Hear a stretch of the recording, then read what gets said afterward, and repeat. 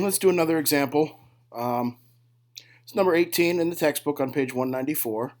And, I write these down here, but I paraphrase a little bit sometimes. A conical tank point down. It's 10 feet across the top and 12 feet deep.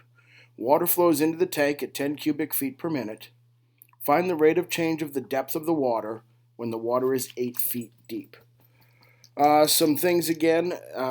This is very similar to the last problem we went over. Um, the diameter of the top of the tank is 10 feet, but that's not important to us. What is important is radius, and that would be 5 feet. So I've labeled that 5 feet on my picture here. We're looking at a cross section of our cone-shaped tank cut right through the diameter. And the reason why I'm using this picture is because there's an equivalence here we're going to need to use, and it goes back to geometry when you talk about similar triangles. And similar triangles, of course, are triangles that have congruent angles but not necessarily congruent sides. So if we picture this blue area as the water depth, as that water rises or lowers, you're going to get a new triangle, new right triangle, 90-degree angle here, and these angles here will remain congruent. No matter where we draw that surface of the water, those angles are going to remain congruent. The sides are going to change. However, the ratios, if we look at the ratios of the sides, that number, that numeric ratio, will always remain the same. So when they tell us that we have a radius of 5 at the top and a height of 12 on the cone, that ratio of 5 to 12 will remain constant wherever that water level is. The radius of the water to the height of the water will be equal to a 5/12 ratio. So again, our volume of our cone is 1/3 pi r squared h. They give us a rate of change of volume of 10 cubic feet per minute. And I've written down this ratio here of radius over height is equal to 5/12. And I've cross multiplied that to give me 12r equals 5 heights. So 12 radii will give me 5 heights. They gave us one more numeric value, and that is that the height will be 8 feet, but that is a changing dimension. And again, we're looking for the rate of change of the depth of this water, and I've labeled that as dH dt. Since we want to find dH dt, again, we want to keep h in our equation and get rid of radius. So when it comes time now, as I'm going to move us down, to set up this equation, we're going to want to solve this equation for r and get r by itself. R will equal, if we divide the 12 over to the other side, fraction of 5/12h. So we're going to take our volume equation now. Volume is equal to, we'll type pi over 3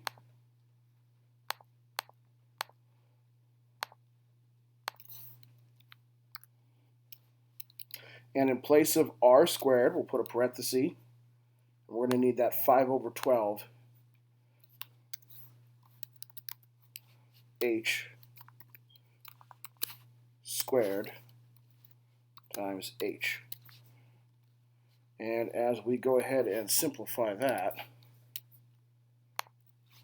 we will get volume equal to 5 squared is going to give us 25, 12 squared is going to give us 144. So we will have pi over 3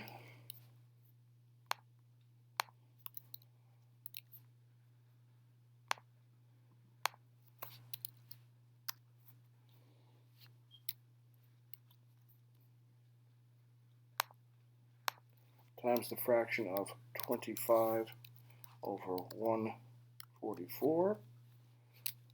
And we're going to have h squared times h. That's going to give us h cubed. A lot of students ask me all the time, why are you not multiplying these together? Why didn't you do 3 times 144? Well, I know that when I do this power rule, I'm going to get 3 times this coefficient, and that 3 is just going to cancel. So there's no reason to do that right now. It's going to cancel out, and it's going to give me lower fractions in the derivative, which is going to make it easier. So let's move on down to the next line. Give it some space. Let's type our derivative equation.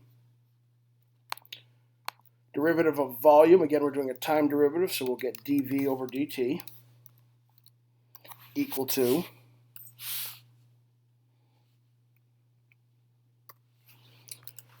our 3 exponent times our 3 denominator is going to cancel. That's going to give me a fraction here. And we're going to have 25 pi in the numerator, 144 in the denominator, h squared, and our rate of change of height, dh over dt. Pretty straightforward. Now we have everything we need to do. We just need to plug in our numbers. Keep in mind when we plug in a height of 8 feet, that's going to be a changing dimension.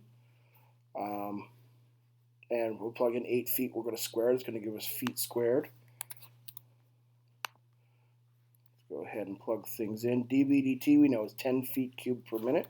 So we'll put that in as a fraction for right now.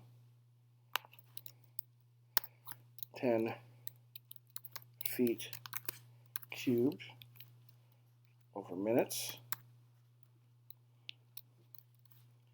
equals, we have 25 pi over 144.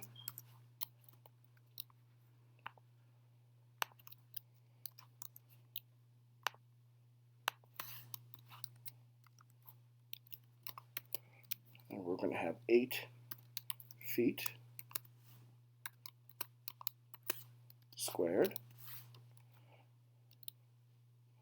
fraction, dH dt. Excuse me. And we're going to now just need to multiply these things out and do some cancellations. 8 squared is 64.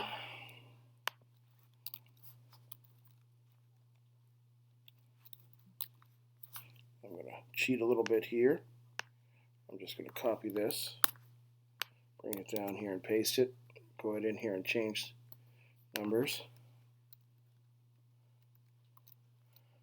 Type in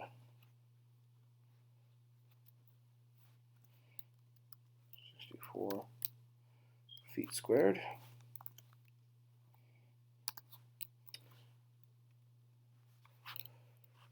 We're going to cross multiply. That's going to give us, get out of here, new equation.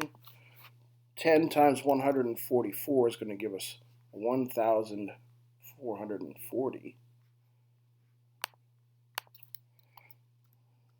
40 feet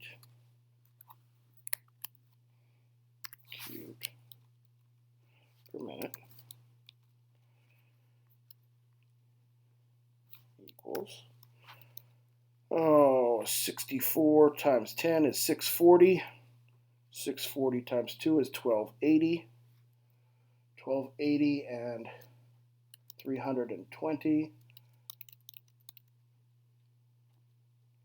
1280 and 320 is 1600. So we get 1600 pi. I don't think we need any fraction. 1600 pi dH dt. Feet squared, I'm sorry.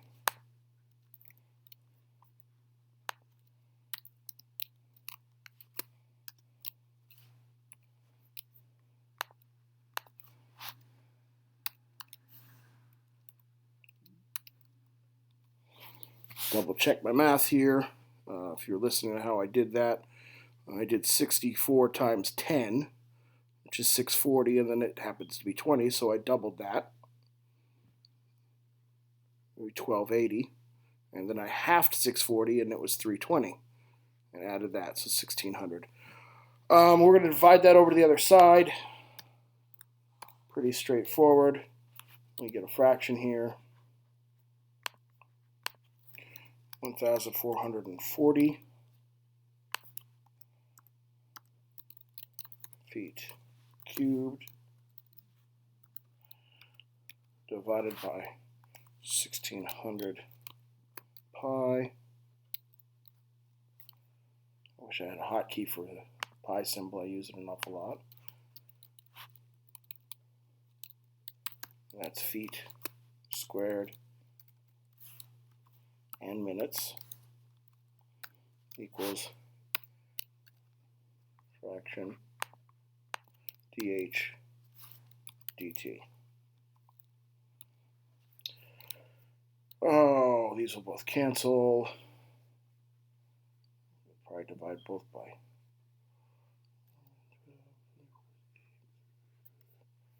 I'm pretty sure the answer to this becomes 9 out of 10. 9 over 10 pi is your final answer. 9 fraction 9 over 10 pi. And now we've got feet per minute equals dh dt.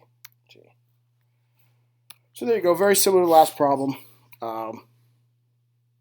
Eliminate a variable, take your derivative, plug in your values, solve for the correct rate of change.